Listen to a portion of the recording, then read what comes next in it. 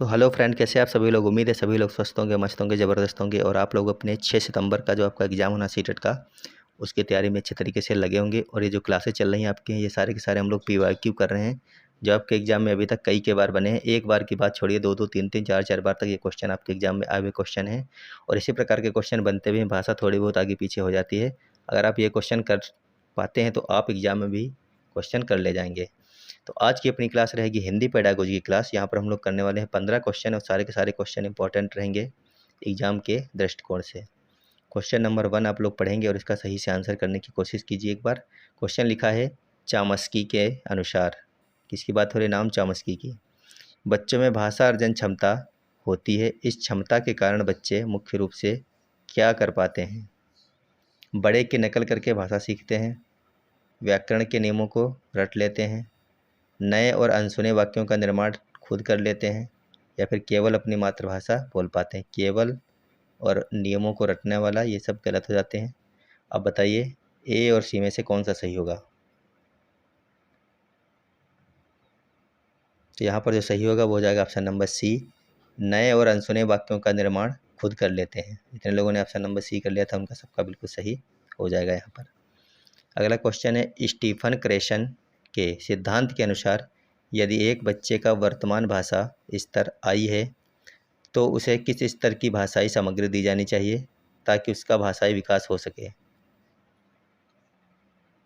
पहला ऑप्शन है I-1 स्तर की, दूसरा ऑप्शन है आई स्तर की, तीसरा ऑप्शन है I+1 स्तर की, चौथा ऑप्शन है I+5 स्तर की।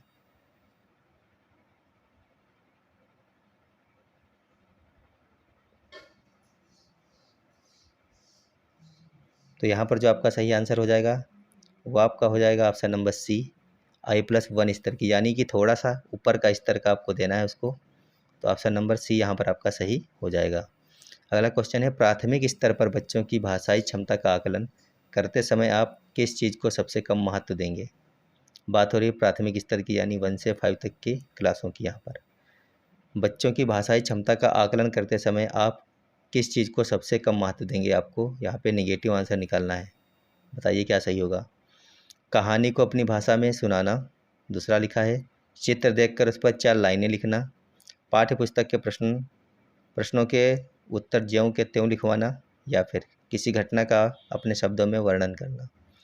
तो यहाँ पर जो सबसे कम महत्वपूर्ण है वो आपका हो जाएगा पाठ्य पुस्तक के प्रश्नों के उत्तर ज्यों के त्यों लिखवाना। ऑप्शन नंबर सी यहाँ पर आपका सही हो जाएगा।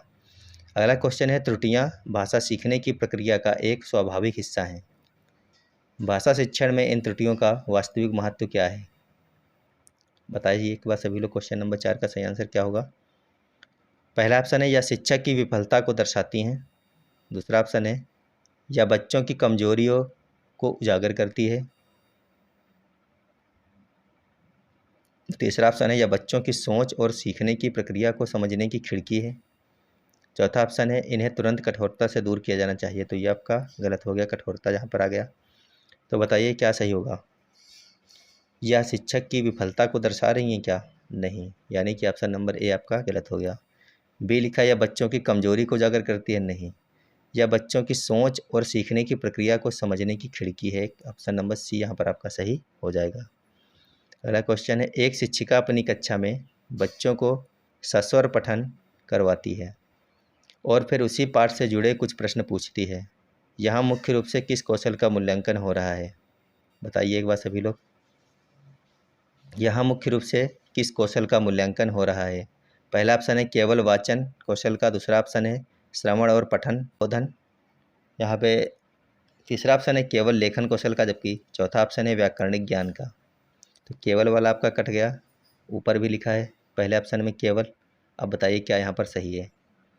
तो यहाँ पर जो सही हो जाएगा वो हो जाएगा श्रवण और पठन बोधन का, यानी ऑप्शन नंबर बी आपका सही हो जाएगा क्वेश्चन नंबर 5 के लिए, श्रवण और पठन बोधन।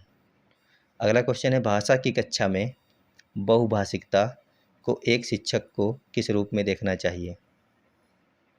कक्षा में शिक्षण प्रक्रिया में एक बहुत बड़ी बाधा है ये? नहीं।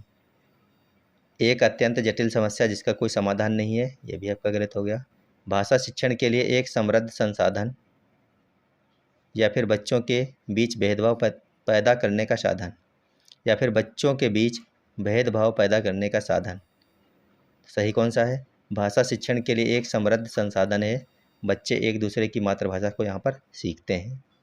ऑप्शन नंबर सी यहाँ पर आपका सही हो जाएगा क्वेश्चन नंबर 6 के लिए। अगला क्वेश्चन है, भाषा के दो उत्पादक कौशल अभिव्यक्तात्मक कौशल कौन से हैं जिनके माध्यम से हम अपने विचार दूसरों के सामने प्रकट करते हैं? सुनना और पढ़ना है, बोलना और लिखना है, सुनना और बोलना है, या फिर पढ़ना और लिखना है? इनमें से ऐसे कौन से दो कौशल हैं जिसके माध्यम से हम अपने विचारों को दूसरे के सामने रख सकते हैं या फिर उनको बता सकते हैं? या फिर पढ़ने से दूसरे को हम अपने विचार बता देंगे? नहीं, बोलकर या फिर लिखकर ये आपका हो सकता है। अगर हम कुछ बोलेंगे या फिर लिखेंगे तो लोग हमारे विचारों को जरूर सुनेंगे या फिर पढ़ेंगे। ऑप्शन नंबर बी यहाँ पर आपका सही हो जाएगा क्वेश्चन नंबर 7 के लिए। अगला क्वेश्चन है, स्कीमिंग विहंगम दृष्टि से पढ़ना पठन की एक उपकुशलता है, इसका उपयोग मुख्य रूप से किस लिए किया जाता है? पहला ऑप्शन है पाठ्य सामग्री में से किसी विशेष तथ्य या तारीख को ढूंढने के लिए। दूसरा ऑप्शन है पाठ्य सामग्री का मूल भाव या केंद्रीय विचार जानने के लिए। तीसरा ऑप्शन है पाठ के कठिन शब्दों के अर्थ जानने के लिए। चौथा ऑप्शन है बहुत धीमी गति से गहराई से पढ़ने के लिए। तो बताइए एक बार सभी लोग, स्कीमिंग विहंगम दृष्टि से पढ़ना पठन की एक उपकुशलता है, इसका उपयोग मुख्य रूप से किस लिए किया जाता है? तो यहाँ पर आपका सही हो जाएगा ऑप्शन नंबर बी, पाठ्य सामग्री का मूल भाव या केंद्रीय विचार जानने के लिए। क्या होगा? ऑप्शन नंबर बी यहाँ पर सही हो जाएगा आपका। अगला क्वेश्चन है क्वेश्चन नंबर 9, वाइगोत्स्की के अनुसार बच्चे स्वयं से बातें क्यों करते हैं? बताइए एक बार सभी लोग, बात करते हैं वो क्यों करते हैं? स्वयं से बात यहाँ पर कर रहे हैं बच्चे। क्योंकि वे आत्म केंद्रित होते हैं, अपने कार्यों को दिशा देने और अपनी सोच को रेगुलेट करने के लिए, बड़ों का ध्यान अपनी ओर खींचने के लिए, क्योंकि वे बहुत बातूनी होते हैं। तो बताइए क्या सही है? वाइगोत्स्की के अनुसार बच्चे स्वयं से बातें क्यों करते हैं? तो यहाँ पर ऑप्शन नंबर बी आपका सही है, अपने कार्यों को दिशा देने और अपनी सोच को रेगुलेट करने के लिए। ऑप्शन नंबर बी बिल्कुल सही आपका हो जाएगा यहाँ पर। क्वेश्चन नंबर 10 है, भाषा शिक्षण की प्रत्यक्ष विधि की सबसे मुख्य विशेषता क्या है? बताइए एक बार सभी लोग, भाषा शिक्षण की प्रत्यक्ष विधि की सबसे प्रमुख विशेषता क्या है? इसमें मातृभाषा का प्रयोग प्रचुर मात्रा में किया जाता है। ऑप्शन नंबर बी है, इसमें बिना मातृभाषा की सहायता के सीधे नई भाषा सिखाई जाती है। ऑप्शन नंबर सी है, इसमें व्याकरण के नियमों को रटवाया जाता है। रटवाना वाला हो गया गलत। ऑप्शन नंबर डी है, इसमें अनुवाद पर सबसे ज़्यादा जोर दिया जाता है। सबसे ज़्यादा जोर देना भी आपका हो गया गलत यहाँ पर। तो बच कौन सा गया? ऑप्शन नंबर ए और बी बच गया। बताइए इनमें क्या सही होगा आपका? भाषा शिक्षण की प्रत्यक्ष विधि, इसमें बिना मातृभाषा की सहायता के सीधे नई भाषा सिखाई जाती है। ऑप्शन नंबर बी यहाँ पर आपका सही हो जाएगा। अगला क्वेश्चन है, प्राथमिक स्तर पर भाषा प्रयोगशाला का सबसे महत्वपूर्ण उपयोग क्या है? एक बार बताइए आप लोग, प्राथमिक स्तर पर भाषा प्रयोगशाला का सबसे महत्वपूर्ण उपयोग क्या है? यहाँ पर बच्चों को कंप्यूटर चलाना सिखाना, या फिर बच्चों के शुद्ध उच्चारण और श्रवण कौशल का विकास करना, कक्षा में सन्नाटा बनाए रखना, शिक्षक के आराम के लिए? तो इनमें क्या सही हो जाएगा? तो यहाँ पर जो आपका सही हो जाएगा वो हो जाएगा बच्चों के शुद्ध उच्चारण और श्रवण कौशल का विकास करना। ऑप्शन नंबर बी यहाँ पर सही होगा। अगला क्वेश्चन है, सतत और व्यापक मूल्यांकन के अंतर्गत व्यापक शब्द का अर्थ क्या है? बताएंगे आप लोग। सतत और व्यापक मूल्यांकन के अंतर्गत बात हो रही है व्यापक शब्द के अर्थ की। तो देखिए ऑप्शन नंबर ए लिखा था केवल, तो केवल वाला कट गया। सी में लिखा है केवल, तो ये भी कट गया। पूरी किताब एक साथ टेस्ट लेना, ये भी कट गया। तो सही कौन सा हो गया?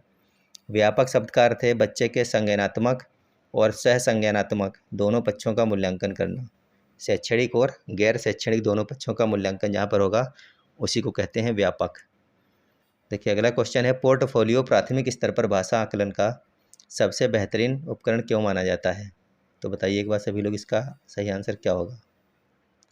पहला ऑप्शन है क्योंकि इसमें बच्चे की रंग बिरंगी तस्वीरें होती हैं। दूसरा ऑप्शन है क्योंकि यह बच्चे के क्रमिक विकास का एक प्रमाणिक रिकॉर्ड होता है। तीसरा ऑप्शन है क्योंकि इसे बनाना बहुत सस्ता होता है।